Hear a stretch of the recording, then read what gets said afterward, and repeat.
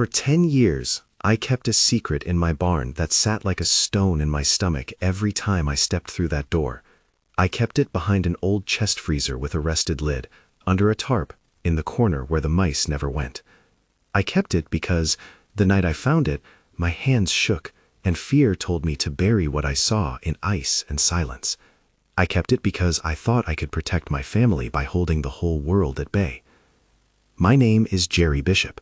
In October of 1975, I was 32 years old, running a ranch east of Great Falls, Montana. I fed cattle, fixed fences, hauled hay, and drove the same gravel roads until they wore the ideas out of a man's head. I'd always been the sort of person who fixed things with rope and sweat. I never imagined a thing would walk into my life that I could not fix. It was late afternoon on October 23rd, the kind of cold that makes the air crack like glass. Snow had come early that year. The tracks were fresh, and the game trails were plain in the hardpack. I was working a stretch of fence on the North Ridge, a Winchester across the seat of my pickup because coyotes had been a problem, and because out here you don't carry nothing. The sun was sliding down, orange and thin, when I saw a shape move along the tree line into the clearing. At first I thought it was a moose. That's what a hunched shadow looks like from a distance. Then it took a step and showed me impossibility. 2 legs planted, shoulders that hung like an old coat, fur that caught the last light in a dull shine. It crossed into the open like a man avoiding the center of a road, like it knew how to take up space. For a second, no more than 3 seconds, everything that had honed into me for a lifetime screamed at once. My heart jackhammered, my hands closed around the rifle. You can debate the morality of what I did. You can weigh fear against curiosity and call me coward or hero. I don't argue those titles anymore. In the moment, the decision wasn't reasoned. The animal, if you want to call it that, turned. It looked straight at me. Its face was wrong and familiar at the same time. Human traits caught in a shape I couldn't put a name to. I remember the hands, long, broad palms, the nails dark against the snow. I remember the smell of damp fur and old wood, the sound of breath that wasn't quite animal and not quite human. It was close enough that I could have aimed for a shoulder and missed by my own shaking. The Winchester cracked like a branch. This part I confess flat. I pulled the trigger. The thing folded like a felled tree. It went down in a heap, limbs moving once, then not. I walked to it, boots scuffing the new snow, and for the first time in my life I felt a kind of sick, precise calm settle over me. Adrenaline left a cold ledger. What you did, what you can't undo. I could have called someone. I could have left it where it lay and come back with men and chains and forms. But I thought of what would happen then. Trucks from the university crawling over my place, reporters with bright teeth and brighter questions, agents with clipboards demanding answers I did not have. I thought of my wife Ellen and the 3 kids in the house that smelled of stew and wet wool. I thought of the market for what a man is worth when men decide one of his nights is worth headline fodder. I made a different choice. I took a rope from the back of my pickup, knelt in the snow, and wrapped the dead thing like you would a hog carcass. It was heavier than I expected. The legs dangled and hit the ground. I worked the rope under its shoulders and hauled it up, stuffing it in the bed. The truck's springs groaned under the weight. My hands bled from the coarse fur and from the wire where it bit into my palm. I drove the back road slow, because fast would have been stupid, because there are things that will notice hurry. I parked beside the barn, and with 2 strong jerks and a sliding tarp, I got it into the back of the freezer we kept for summer beef, the old chest we used to keep things cold before the world went to refrigerated vans and knowledge.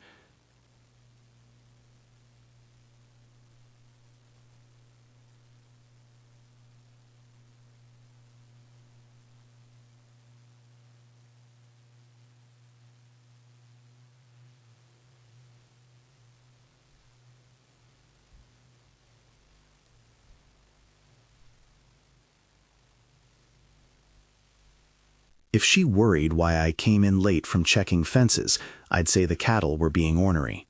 Men and women living in the same house can keep a scorecard of secrets without calling them by name, and so we did. There were nights when guilt would unspool like a loose rope at my feet. I would wake and sit on the edge of the bed, my shoes still wet from the snow, and imagine the eyes of that creature opening. I'd picture it walking back across the ridge into the brush and looking at the lights where the house stood and turning away. Sometimes I wondered who it had been to itself. That thought, of an intelligence or at least a personality held in a body that did not fit our categories, was harder to bear than the idea of having killed an unknown thing. Once you let a living being be a person in your head, The weight moves from secrecy to sin.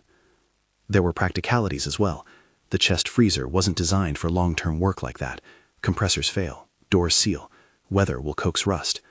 So I learned to work with them. I cut blocks of ice when I could in the winter, wrapped the body in burlap, salted the cavity to help with preservation. I bought engine oil for the compressor and taught myself to patch leaks. I wrapped a tarp over the whole thing and padlocked the barn one winter after a stranger got 3 miles from the house at night and decided to sleep under the eaves. I marked the key in a place only Ellen and I knew. She had a way of tucking away the small things, and I told myself these were the practical moves of a man who was doing what he had to do. There were moments of stupid pride, too, the sort you get when you convince yourself of your own courage. I would tell myself that keeping the thing was my duty to whoever or whatever could no longer stand for itself. That part was nonsense, an ex post justification. Mostly it was fear. Fear of being made the spectacle of a curious world. Fear of losing the quiet of our life. Fear that if the thing were released into the registration of public knowledge, it would become someone else's problem and our family would be collateral. Ellen guessed there were times I was distant, like a tree trunk at the edge of her field, present but hollow. We argued a handful of times, a damp towel thrown onto a chair, a slammed door, and "I can't do this anymore," in a voice that trembled. Her anger was a thing I deserved. My silence was a sharp thing I used on the people who loved me. She, more than anyone, should have been the first place the truth landed, and I am ashamed I denied her that. In the spring of 1985, 10 years after that gunshot, I was in my late 40s. The kids were grown enough to be real and out of the house half the time. The freezer had become part of the furniture of the barn. I would clean around it and sweep the dust, and never let the conversation in our kitchen drift near the corner where the barn door opened. There was an odd routine to it, like having a relative in the attic. You walk around them and pretend you don't hear. On the morning of July 17, 1985, the air was the kind of thick you only get in the heat of a Montana summer after a cold winter, heavy with the smell of cut hay in the valley. I was working near the corral when Dale Hutchinson rolled up in his county pickup. Dale was the livestock inspector, the sort who knows a limping calf from 50 paces and notices when a man has been shaving too quick. He had been county inspector for years, and his work took him through farms for routine checks and vaccinations, paperwork mostly. He flagged me down with a wave, and the two of us walked toward the barn together. If you want the line where you feel the world shift, it happens when a man with a clipboard decides to walk into the place you keep the things you don't want the world to see. Hutchinson joked about the heat, and I laughed because that is what you do with a man you've known for years. He pushed the barn door with the toe of his boot, and the hinges sang. The light dropped in, and dust motes danced. It was ordinary, the smell of hay and old oil, the same breath of our everyday. He glanced around, checked the pens, ticked boxes, and then, because his duty had a way of finding corners, he walked to the chest freezer. I have replayed that moment too many times to count. Maybe I put my hand on the lid. Maybe I meant to distract him. Maybe I thought there were more reasons in the corners than there were in my head. Whatever the truth of small gestures, he reached for the lid, and it slid open on its own for the first time in a decade. I remember Hutchinson's face in a way that makes my stomach turn yet again. He saw what was inside, and his hand went to his mouth.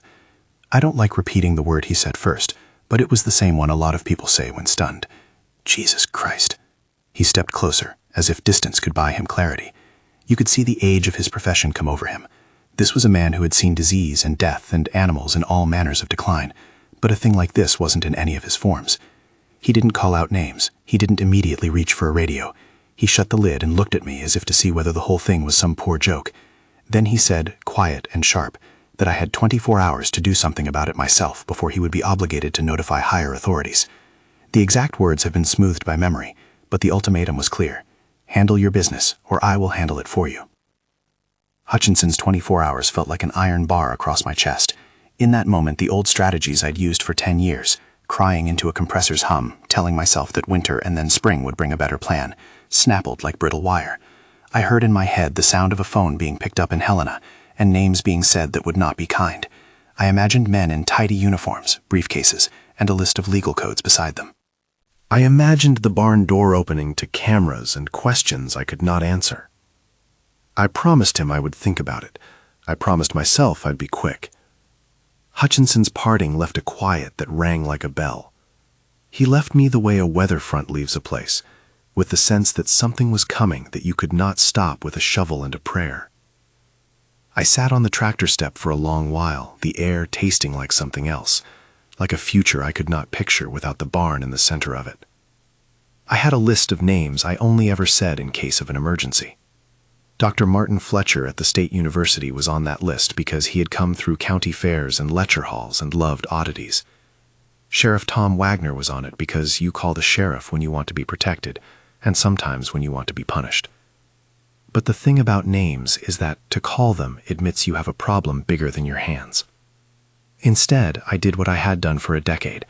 I walked into the barn and sat on a bale of hay and put my head in my hands. I thought of Ellen and how she would look at me if I told her everything. I thought of the kids' faces, of the way they would be snapped into a place they could not unsee. I thought about the life we had and how easily a single secret could undo it. I thought of the press, of men with microphones asking me whether I had blood on my hands for reasons I did not fully understand. Dale Hutchinson left a clock in my head, 24 hours. 24 hours to decide whether to be the man who made the first phone calls or the man who would let someone else make them.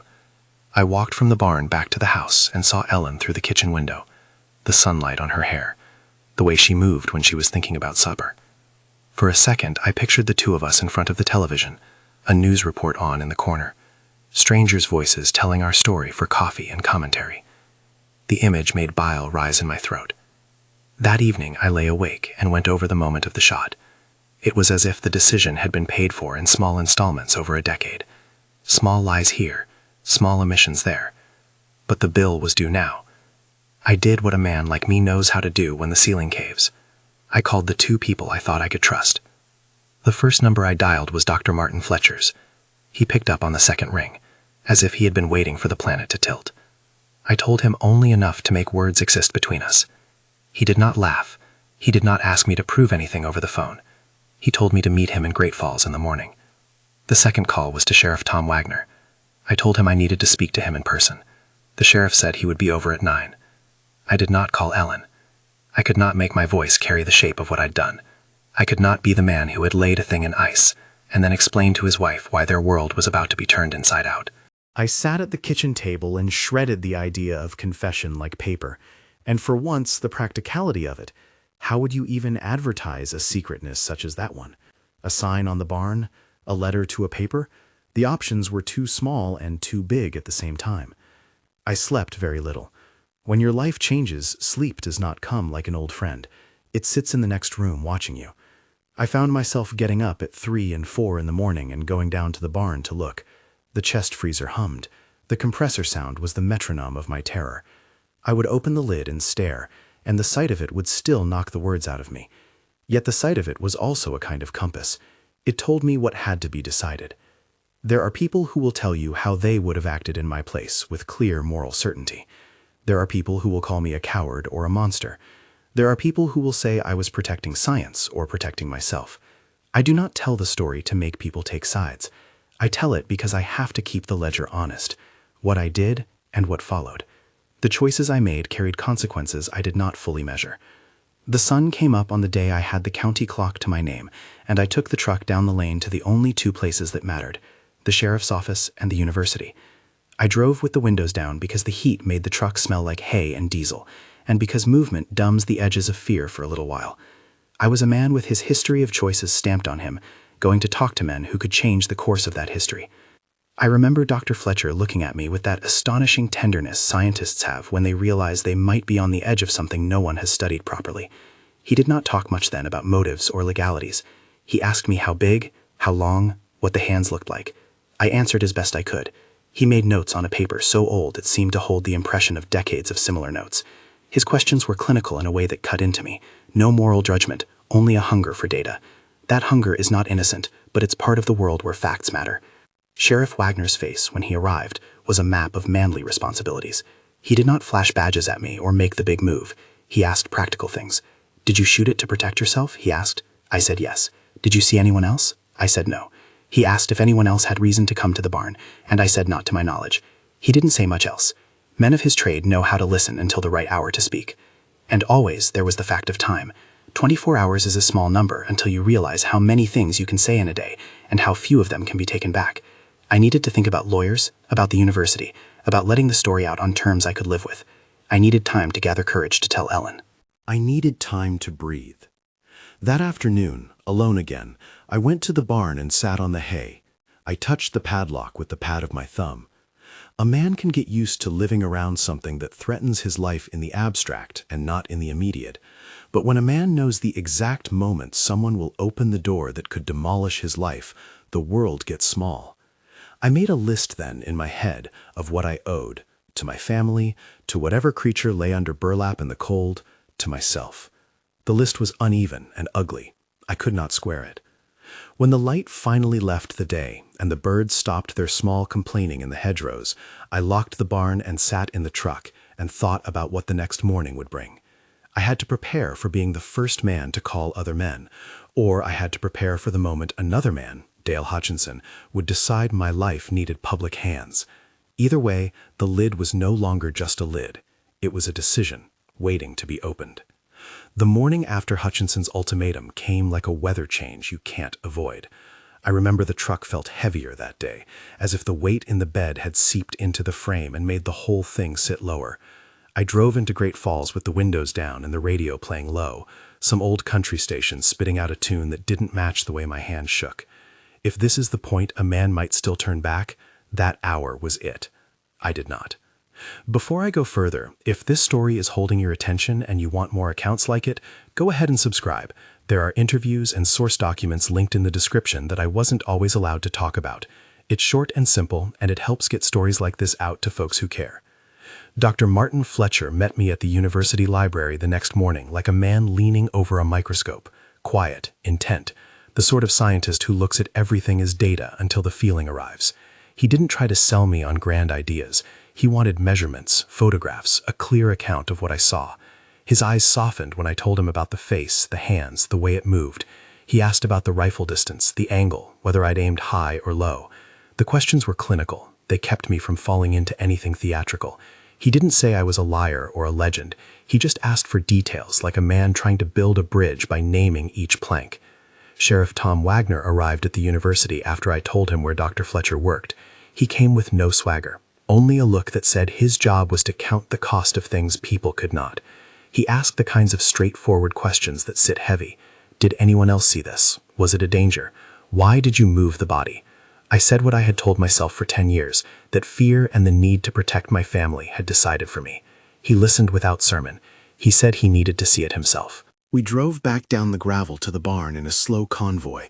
Me, Dr. Fletcher with a camera and a sewn-up notebook, and the sheriff sitting as if he were reading the list of things that could go wrong. The sun sat low and hard that day, making the dust in the barn look like a slow river. Dr. Fletcher walked in with the careful gait of someone stepping into a lab, and I realized then that the barn was no longer mine in the way it had been. It had become something people might want to examine. I opened the chest freezer with hands that didn't quite know whether to shake or steady. The lid came up with the same clank and the same compressor breath. The sight inside, after 10 years, was more than I could have rehearsed. Dr. Fletcher's breath hitched. He took off his glasses and set them on his head the way a man does when he's trying to make his eyes obey reason. He measured quietly, height from the crown to the heel, length of the arms, span of the hands. He touched the fur with the corner of a glove and frowned at the texture. He lifted a gloved finger near the mouth and turned away as if the thing itself insisted on privacy. "I've seen a lot in my time," he said, low and fast, "but not like this." He made notes in shorthand that suggested someone who had prepared for oddities but still met one like a stranger in his kitchen. He asked if he could take small samples for later analysis, hair, a bit of tissue. I remember the way the compressor rattled and felt like the barn's pulse. I said yes, because at some level I wanted there to be a witness who would not change with my mood in the morning. Sheriff Wagner stood by the barn's door, watching the road with a posture that said he was waiting for more than one thing to show up. He was right. Before noon, a county reporter, Sarah Jennings, who had covered the fair for years, came by in a red Volkswagen with a Polaroid camera and the look of someone smelling a story. She didn't scream or jump. She held back, asked for an interview, and wrote in a pad about a man who had kept a thing frozen in a barn. Her copy wasn't sensational. She was careful with phrases, and that steadiness made me think of small-town rules. You write what you see and let the editors decide how large to draw the circle. Within hours, men from outside showed up in a different kind of truck. They wore uniforms that read U.S. Fish and Wildlife and moved with a professional economy that comes when people are trained to take custody of evidence. Agent Catherine Morrison was the lead. She'd been on a number list I had never imagined learning. She asked for identification, then for a description of the chain of custody. She asked whether I'd moved the body since I shot it. I told her I had, to the freezer, and I explained, as best as any man can, why. She listened and took notes. There was no thunder, only the quiet unfolding of papers and standardized forms that make history feel like a protocol. They told me they had a writ, or at least papers that looked like it. This part is one of those procedural things that blends into the official haze. The exact legal form is indefinito to me now. The upshot was they seized the specimen. I was numb in a way that felt like a numbness you get after a stone hits your hand. Shock that something had been taken from you, but the awareness too that it wasn't yours to keep in the way you'd kept it. They loaded the slab and the burlap into a refrigerated van with the care of people handling fragile instruments. Dr. Fletcher argued for a controlled, scientific removal. The agents agreed to preserve as much context as possible. Rebecca Hartman, the attorney I later hired, would later tell reporters that chain of custody was the single most important thing, for science and for court. In that moment, I only watched as a part of my life was moved into somebody else's box. With the seizure came charges. I learned, in a conversation at the sheriff's office, that state and federal authorities had interests they believed might be implicated: wildlife laws, interstate transport rules, matters of public safety, and they were considering multiple counts. The exact list of charges filed against me is indefinito in the way courts file paper and then narrow it down, but the effect was immediate. I was no longer a man with a secret. I was a man with legal exposure. Ellen heard about the seizure from the television. How ironic that our small black set would be the place where our life spilled out in moving pictures. She came to the house, and the look on her face was a book I could not read. Her eyes were hard in a way that betrayed more than anger. There was a betrayal of trust that ran like frost under the skin. She had married a man who promised a life built on ordinary errors and common reconciliations, not on cold things in the barn. She packed a bag and walked out.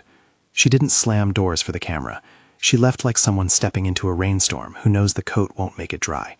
For the first time, I felt an absence that was not repairable with explanation or paperwork. The days became a blur of interviews, caution, and paperwork. Dr. Fletcher tried to act as an intermediary between the science world and the law. He and a couple of colleagues prepared to get samples back to the university lab under strict chain of custody conditions. The federal agents agreed to let Dr. Fletcher film the specimen before removal, to photograph and record measurements under supervision. I watched from a distance while men in white gloves took tiny bits away and boxed them, each slice of tissue taped and numbered, each hair placed in labeled envelopes that seemed to weigh down my chest more than the slab ever had. That part looked a lot like progress, like what we tell ourselves is happening when things we can't understand are being cared for. It was also the moment I realized I had traded a long private sin for a public legal process I could not steer. The local press handled it with a mix of curiosity and restraint at first. A montage of me in overalls, the freezer, and Dr. Fletcher taking notes ran on the evening news between a county fair piece and a segment on drought. National attention rode in a few days later. Network trucks parked on the county road, their cables like metallic vines slung across a cow pasture. The men in suits with microphones asked questions that felt less about the truth and more about drawing lines on a map where the story could be played. I answered what I felt I could without incriminating myself more than I already was. Federal authorities filed charges. They named violations I won't pretend to remember in their entirety. Some were state level, some federal. It is important to be precise where records are concerned, so if you're looking for the docket numbers, know that indefinito here refers to the specifics I can't recall by heart. What mattered to the day was that I had to find counsel who could move through both a legal world I knew only in headlines and a media storm that wanted to make me both comic and tragic by turns. Rebecca Hartman took my case. She had come down from the city with a quick, efficient air and a way of making time feel like something you could place in boxes. She didn't judge the choices I had made. She assessed the risk and the options. Her first move was practical. Avoid the worst immediate consequences, secure the chance for negotiation, and try to keep my name from being the only thing left on the news. But there were demands from the government I found harder to swallow than any fine. The desire, spoken through lawyers, for an agreement that would silence me permanently. They wanted an NDA, a legal wall that would make any further talk about the thing impossible. That was the part of their offer that struck at something I'll never be able to reconcile. They wanted to own the narrative and make me complicit in its erasure. Rebecca argued, quietly forcefully, that an absolute gag would be unconstitutional and morally dubious. I remember her saying, "You can't let them buy the future of your life for the quiet of an agreement today." She meant the right things. The government meant to limit leaks and protect research. I understood that. I also understood in a gut way that no lawyer can entirely translate, that I had a moral responsibility to speak about my choices that went beyond the damp hush of a contract. I had kept something alive in my head that began to feel like a testimony, and to silence that felt like a second violation. Court dates were set quickly. August 2nd, 1985 was the federal hearing that would shape the outcome of everything that had happened that summer. The room was a room I'd only known from films. A raised bench, the starched robes, the scribes and clerks who note down every uncomfortable breath. Assistant U.S. Attorney David Walsh read out the counts against me and the proposed plea terms. He spoke with the bluntness of a man who thinks in statutes and precedents. He outlined the government's desire for a protective order, for controlled access to the specimen, and, crucially, for a non-disclosure agreement that would bind me. My stomach folded at the idea, as it had folded the night of the shot. Judge Harold Brennan listened. He had the sunlines of someone who had sat in that chair for long enough to be patient with spectacle. He heard arguments from both sides.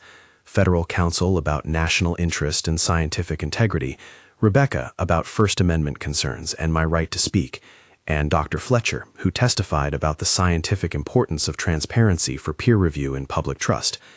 There was a tension in the room between the need to protect research integrity and the right of a citizen to speak. It is a fine thing to weigh in a courtroom. When the judge ruled, he denied the government's NDA demand. He spoke about the public interest and about the limits of private silence in matters that raise scientific and civic concerns. I don't remember his exact words. Memory smooths them the way a river does to stones. But I remember the odd, small lift in my chest, like the first breath you take when a weight has been moved a fraction. The denial of the NDA meant I could speak. It did not mean I wouldn't be punished. It meant I wouldn't be legally muzzled in perpetuity. I pled guilty to a single count. Again, this is the level of specificity the record holds for me as a man in the middle of his life. The terms of the sentencing were what the transcript and the papers later said plainly: probation, a fine, community service.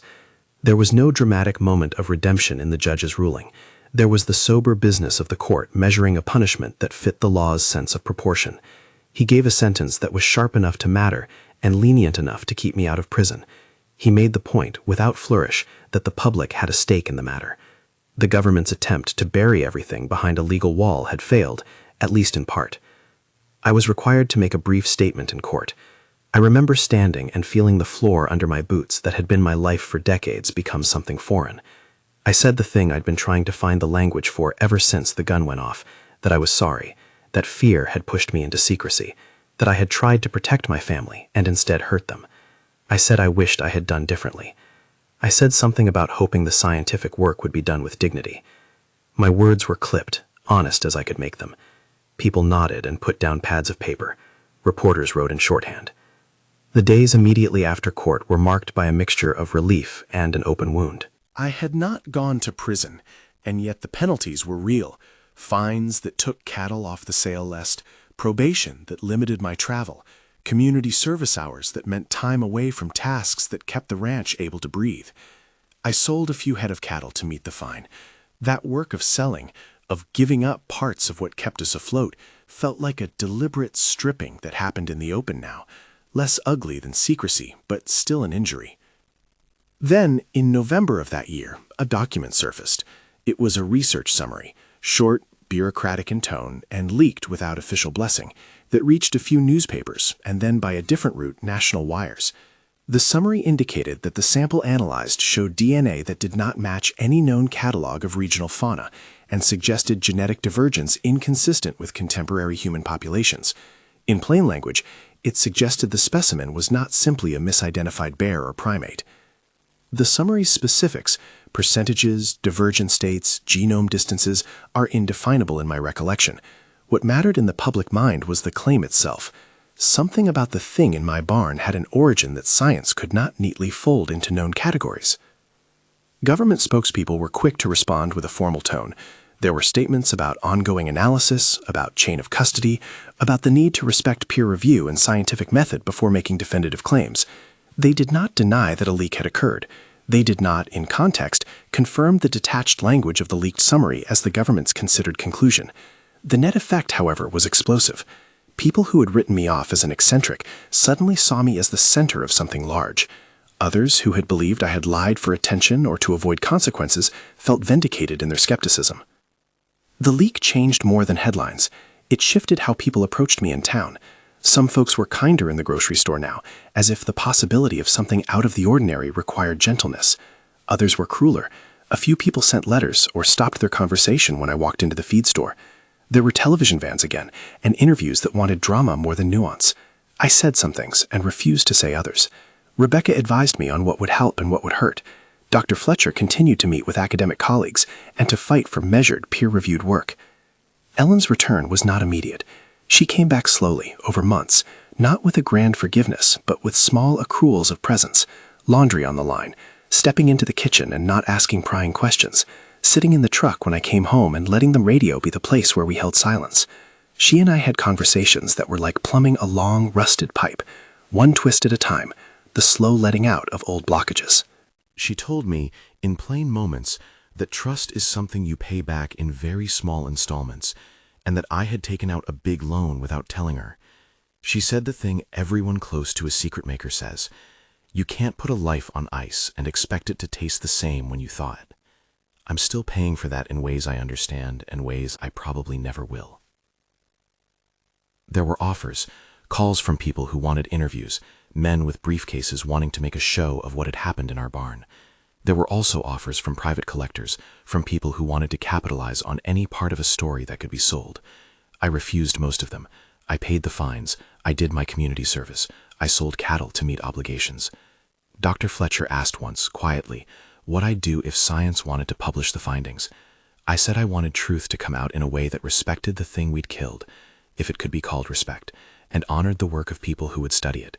He nodded and said the right things about ethics and peer review. Our conversations kept me honest, in a way that family couldn't while the media and the law were banging on our front step. Friends and neighbors took stances that felt like weather. Some stood by me because a community knows what it is to be imperfect. Others kept distance as the story drew spokes. There were nights when I would stand by the corral and think about how the world had been thinner before I aimed. The barn that had once been shelter stood now as a kind of museum for a narrative that had overwhelmed us. I felt like a man who had traded a private sin for the confusion of a public trial, and a moral ledger that had no clean ways to be balanced. The leak also forced a public debate that mattered beyond our family. Scientists argued about the ethics of studying an unknown that might represent a lineage. Ethicists wrote op-eds about personhood and the rights of beings that don't fit human categories. Politicians flagged the need for a careful policy that could keep science transparent without jeopardizing national interests. Those conversations sometimes felt lofty and removed from the way the thing had started, in a moment of fear and a decision made with a shaking hand. But they also suggested that something larger than me and my barn had been ignited, the way an ember under wet leaves will find air if you expose it. The question that kept gnawing at me, what owed to a sentient being versus what owed to knowledge, became a private theology I had to live with. At the start, I had told myself I was protecting my family from publicity and myself from panic. Over time, as Dr. Fletcher shared cautious notes about potential cognition and the look in its face that made me call it something more than animal, my mind tilted. Human beings have a way of drawing lines that exclude entities when it's convenient. Watching the science argue cautiously, and then watching the federal apparatus move like a machine, I began to think of what a living thing deserved beyond the utility of its body for research. I came to a place where words like regret and atonement had real, slow definitions. There were few things I could do to make amends. I took community service at the county animal shelter and at the university stables. Things that were small and practical, not symbolic in the way sermons are. I volunteered to speak to a class at the university once, not to be a spectacle, but to say what it is to live under a secret, the way it constricts your life, the way it bruises people who are closest to you. I tried to be humble in those talks. I tried to give honest answers when students asked whether they would have done what I did. There were no easy answers. There were only the thin ones I had earned. In private, I became a man more careful with language and with silence. I stopped telling myself stories that flattered my motives.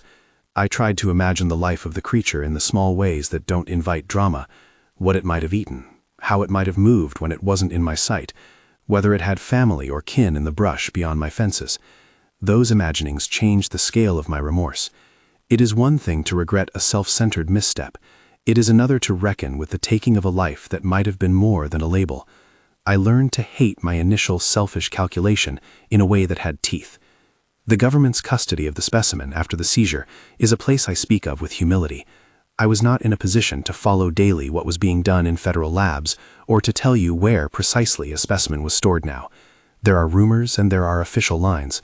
The exact current location in any long-term chain of custody is indefinito, in terms of what I can attest.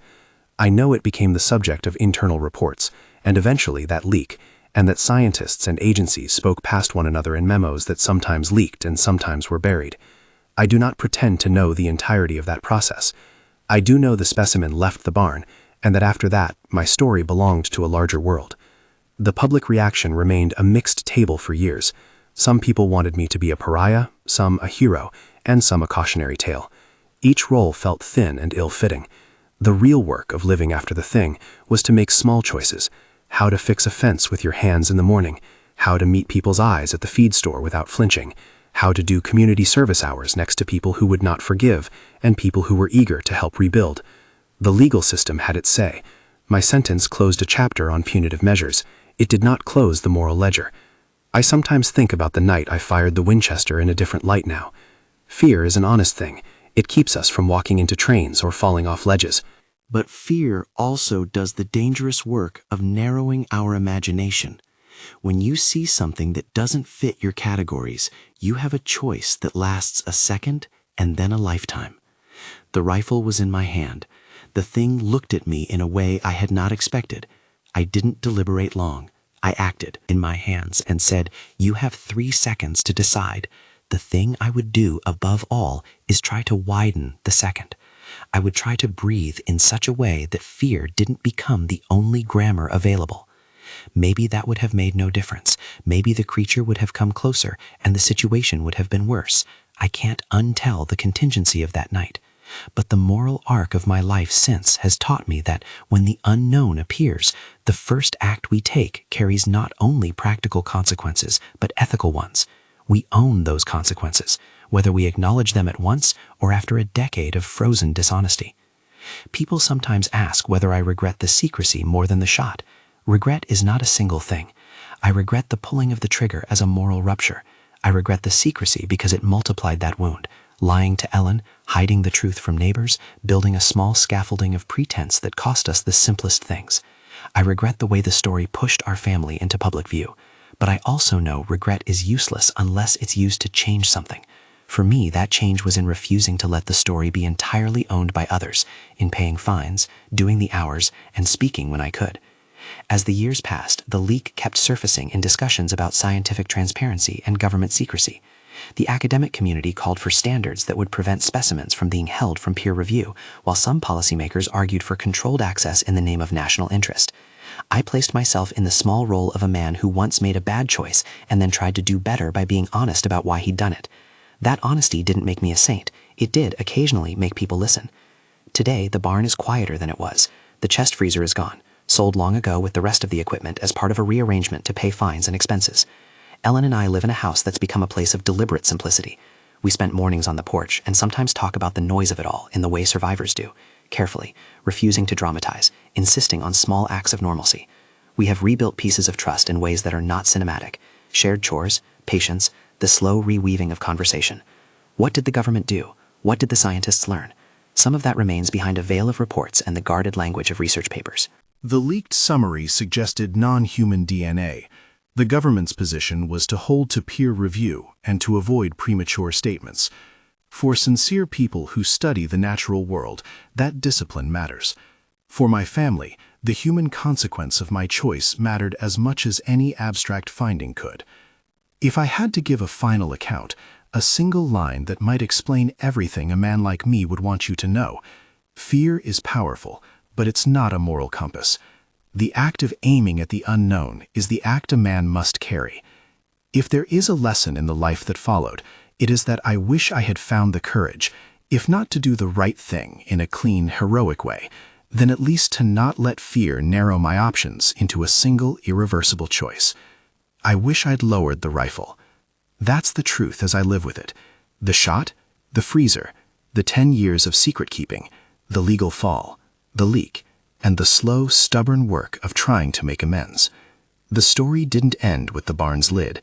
It moved into courtrooms and into laboratories and into my kitchen conversations with Ellen. It changed the way I see the world, and the way I listen to the idea that some things deserve a response colder than a gun. If you followed this far and want to see more, interviews, Dr. Fletcher's notes, or a long-form piece that digs deeper into the science and the ethics, there's a video linked next to this one that walks through the university side of things in detail. It helped me understand parts of what I could not know when I was 32. It might help you too.